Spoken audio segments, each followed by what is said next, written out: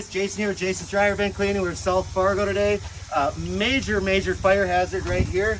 This flap should be stuck wide open right now with the dryer on air fluff. You can see it's completely closed. Check this out.